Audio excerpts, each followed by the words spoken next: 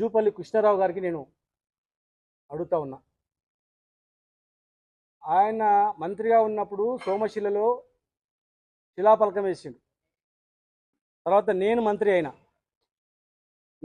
అయిన తర్వాత కొల్లాపూర్ నియోజకవర్గంలో సోమశిల ప్రాజెక్టును అత్యంత అద్భుతంగా వారు శిలాఫలకం వేస్తే నేను టోటల్గా కంప్లీట్ చేసి హ్యాండ్ ఓవర్ చేసిన. మరి రేపో మాపో సీఎం గారు కూడా అక్కడనే పడుకుంటాడని చెప్పి తెలుస్తూ ఉంది. అదేవిధంగా నార్కర్నూలు పార్లమెంట్లో ఈగలపేంట కానీ అదేవిధంగా మన్ననూరులో కానీ అక్కడ కూడా అత్యాధునికమైనటువంటి టూరిజం సంబంధించినటువంటి హోటల్స్ ప్లాజాలు నిర్మించిన. జోగులాంబ అమ్మ తల్లి దగ్గర కూడా 50 కోట్లతో అన్నీ నిర్మించిన. మరి ఇక్కడ నేను మీ నియోజకవర్గంలో మీ పార్లమెంట్ ఏరియాలో మీరు శిలాపలకలు ఇస్తే నేను మొత్తం టోటల్గా ఉట్టి శిలాపలక మాత్రమే చేసినారు, టోటల్గా కంప్లీట్ చేసిన. మరి మేము ఏం పాపం చేసినాం సార్? పక్కలో ఇది టూరిజం ప్లాజా. ఆ టూరిజం ప్లాజా పక్కలో ఎందుకు కట్టామంటే హాస్పిటల్లో వచ్చిన వాళ్ళు అటెండర్స్ ఎవరైనా ఉంటే పడుకోవడానికి ఆ టూరిజం ప్లాజాలో 5 రూపాయల భోజనం పెట్టినా అక్కడ పర్మనెంట్ ఒక పెద్ద హాల్ ఉంటుంది ఆ టూరిజం ప్లాజాలో ఉచితంగా. ప్లస్ వచ్చిన వాళ్ళు స్నానాలు చేయడానికి కూడా అక్కడ స్నానపు గదులు, మగవాళ్ళకు ఆడవాళ్ళకు స్నానపు గదులు కూడా ఆ టూరిజం ప్లాజాలోనే ప్లాన్ చేసినాం.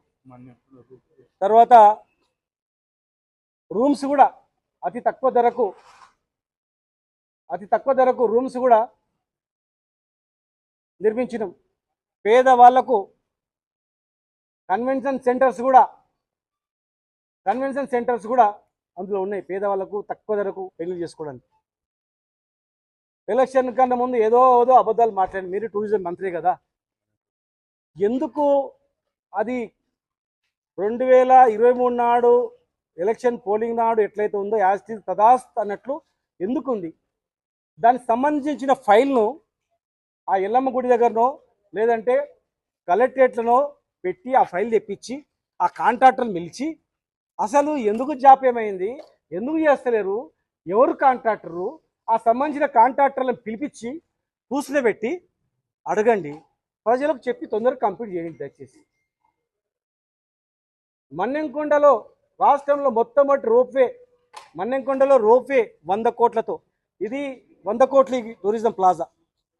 దాదాపు 25% పని, 30% పని అయిపోయింది, యాజ్ తీసుకుంది. మన్నెంకొండలో రోప్వే రాష్ట్రంలో మొట్టమొదటి రోప్వే, టెండర్స్ అయిపోయినాయి, ఏజెన్సీ వచ్చి పని స్టార్ట్ చేసిండ్రు, సాయిల్ టెస్ట్ అయిపోయింది.